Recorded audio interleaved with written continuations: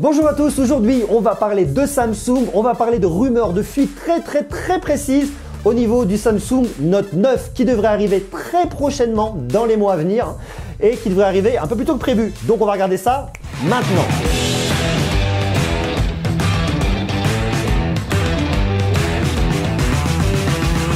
Samsung, c'est une des marques qui innove le plus, qui fait beaucoup parler d'elle et qui est en tout cas un des leaders avec Apple. Ils se partagent tous les deux la première marche du podium, un coup l'un, un coup l'autre. Ça dépend effectivement de l'actualité, de l'annonce de produits et ci et ça. Avec les Galaxy S9 et S9 Plus, ils ont vraiment marqué un grand coup en ayant des smartphones avec une technologie de lentilles et ouverture variable. Et ça, c'est hyper sexy sur un smartphone. C'est une première.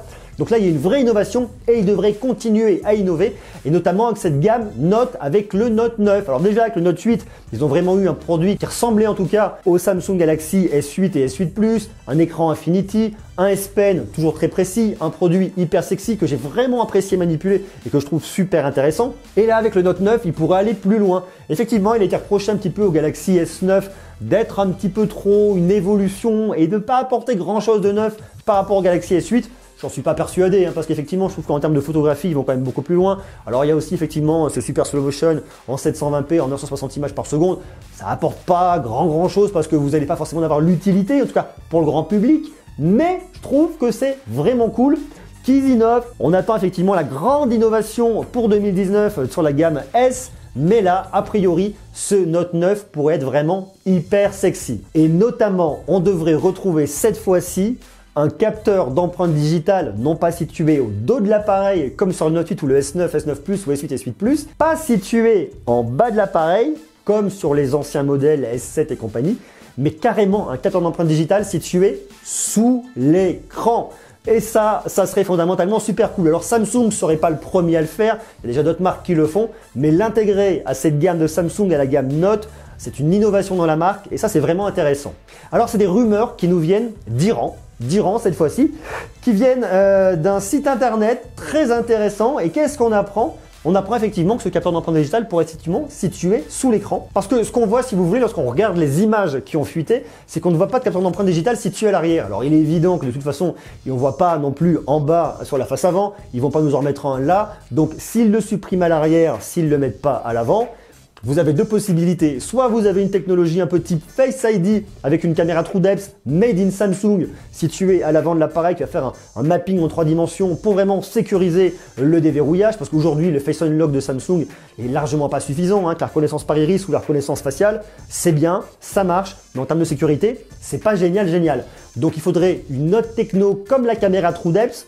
Je suis pas sûr qu'ils aillent dessus, mais par contre, à l'intégrer un capteur d'empreinte digitale directement situé à l'écran, c'est quelque chose qui existe chez d'autres constructeurs et pourquoi pas l'intégrer directement chez eux. Donc ça serait vraiment très intéressant. Et ça expliquerait pourquoi on ne retrouve pas de capteur d'empreinte digitale au dos de l'appareil. Alors il y avait une autre rumeur qui faisait état directement d'un très grand écran qui couvrirait toute la face avant de l'appareil, c'est-à-dire pas de caméra, pas de haut-parleur, rien du tout, un seul même et grand écran. Bon, ce qu'on voit sur les images qu'on fuite aujourd'hui, c'est que c'est pas le cas. Mais attends, cette rumeur était intéressante parce qu'elle disait effectivement qu'avec cette nouvelle typologie d'écran, elle pourrait être micro-percée pour laisser passer directement le son des haut-parleurs et pour pouvoir intégrer directement dessous une caméra.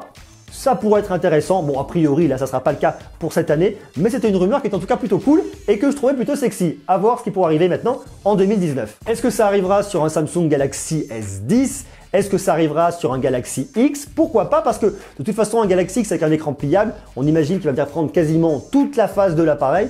Donc ça serait dommage d'avoir des petits capteurs ci et là, des encoches, des compagnies ci et ça. Non, il faut vraiment un produit révolutionnaire. Donc ça, restez connectés parce qu'on va en parler très prochainement dès qu'on aura des infos. Donc abonnez-vous. Alors à l'arrière, qu'est-ce qu'on voit? On trouve un double module photo qui est centré à la verticale. À l'avant, on a un écran OLED de 6,3 pouces et bien évidemment le S Pen qui devrait être encore plus performant et qui devrait proposer de nouvelles fonctionnalités logicielles. Donc c'est-à-dire qu'on pourrait faire pas mal de choses avec le S Pen. On pourrait l'utiliser tout seul, on pourrait l'utiliser en combinaison avec les doigts et on pourrait effectivement utiliser aussi cet appareil tout seul avec les doigts sans le S Pen. Mais ce qui est vraiment intéressant, c'est imaginez vous faites un trait avec votre S Pen, avec votre doigt, vous allez pouvoir agrandir le trait, le faire plus épais, moins épais. Il y aurait plein d'autres gestes, plein de raccourcis qui viendraient aussi d'une combinaison S Pen avec vos doigts. Et ça pourrait être vraiment très intéressant. Et tout ça, ça a été remarqué par un brevet déposé directement par Samsung auprès de l'Organisation mondiale de la propriété intellectuelle. Et c'est le site Let's Go Digital qui l'a remarqué et qui, une fois de plus, a mis le doigt sur un brevet très intéressant, sur une techno que du coup on devrait retrouver sur ce Note 9 de 2018. Alors c'est un produit qui pourrait arriver un peu plus tôt que prévu, qui pourrait être présenté dès le mois de juillet de cette année et commercialisé très rapidement pour plusieurs raisons et notamment pour couper un peu l'herbe sous le pied à Apple, pour éviter de ne trop souffrir la concurrence avec Apple, parce que si vous vous souvenez l'année dernière en 2017, Apple a pris un petit peu de retard au niveau de la commercialisation et de la vente de ses iPhone 10. Alors autant les modèles 8 et 8 Plus étaient déjà prêts, autant l'iPhone 10 n'était pas prêt. Là par contre, il devrait sortir 3 nouveaux modèles dès le mois de septembre et là ils seront dans les starting blocks prêts à les commercialiser. Donc effectivement, la crainte de Samsung, c'est de se retrouver un petit peu en frontal. Au contraire, en proposant un produit qui est sexy, qui est innovant, il pourrait un petit peu contrer l'effet Apple et réaliser des ventes assez rapidement. Alors après, est-ce que le consommateur attendra néanmoins l'annonce d'Apple? Peut-être, peut-être pas. Allez savoir. Toujours est-il que c'est vrai qu'en ce moment, les smartphones se vendent un petit peu moins bien. Que ce soit le Samsung Galaxy S9,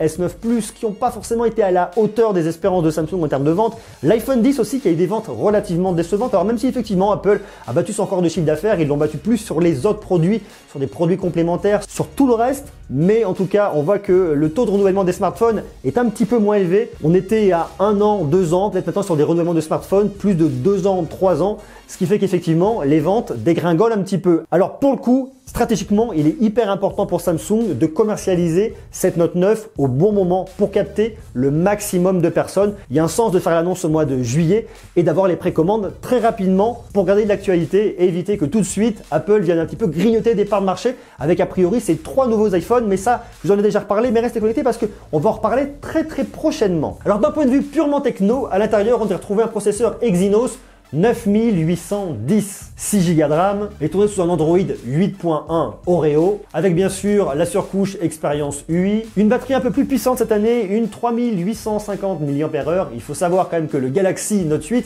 avait une batterie de 3300 mAh. Alors effectivement, avec le Note 8, ils ont un petit peu marché sur des œufs parce qu'il y a eu un vrai fiasco au niveau de la batterie à cause du Galaxy Note 7. Le Galaxy Note 7 qui explosait, si vous vous souvenez, donc du coup, ils ont dû tout retirer, ça a coûté énormément d'argent à Samsung. Avec le Note 8, ils l'ont joué un petit peu petit bras, mais pour avoir un produit qui marche, regagner un petit peu la confiance et prouver qu'ils avaient des produits de bonne qualité, d'où une batterie de 3300 mAh. Là, a priori, ils sont au point au niveau des batteries, donc ils augmentent un petit peu la capacité, 3850 mAh. Normalement, tout devrait bien se passer. On ne devrait pas avoir un produit qui nous pète dans les doigts cette année. Et autre point intéressant, Bixby version 2 devrait faire son apparition cette année sur le Samsung Note 9. Ça, c'est plutôt cool. Alors après, effectivement, c'est cool et pas cool parce que pour l'instant, Bixby n'est toujours pas en français. On peut faire des choses avec Bixby. On peut effectivement faire de la traduction, on peut faire des trucs, mais on ne peut pas communiquer avec Bixby en français. Et c'est vraiment dommage. Et c'est vraiment regrettable parce que Bixby a été lancé en même temps que le S8, c'est-à-dire il y a plus d'1 an maintenant, et on l'a toujours pas en français. Alors, espérons qu'avec Bixby V2, cette fois-ci, on ait un vrai produit avec de vraies belles interactions en français, qu'on ne soit pas obligé d'aller coller de l'intelligence artificielle de Google par-dessus. Ce serait quand même vraiment dommage. Donc voilà un petit peu ce qu'on peut dire aujourd'hui pour le portrait robot de cet appareil. Un produit dont on va beaucoup parler, donc restez connectés, abonnez-vous parce que vous allez voir, ça va être super cool. Samsung fait toujours des produits qui sont concoctés aux petits oignons, des produits hyper sympas. À mon avis, avec cette année, le Note 9, ils ne vont pas déroger à la règle et on risque d'aller de surprise en surprise. Et surtout que l'année prochaine, on va avoir la nouvelle gamme qui va arriver. Vous savez, ils innovent 1 an sur 2. 1 an, un produit vraiment innovant, c'était le cas du S8. Le S9, c'est le produit de intergénération vraiment 1 an après. À 2 ans, ils vous proposent un nouveau produit avec de grosses innovations. On attend toujours ce Galaxy X, ce Galaxy 10. Est-ce que ce sera le Galaxy S10? Peut-être, peut-être pas. Toujours est-il que, à mon avis, en 2019, ça va être l'année de toutes les surprises pour Samsung. Restez connectés, comme d'hab, vous inquiétez pas, on va en parler. D'ici là, soyez sages. Je vous fais des gros bisous, laissez-moi des pouces, des commentaires, marquez-moi tout ce que vous voulez. Je vous aime, vous êtes les meilleurs et à très bientôt. Ciao!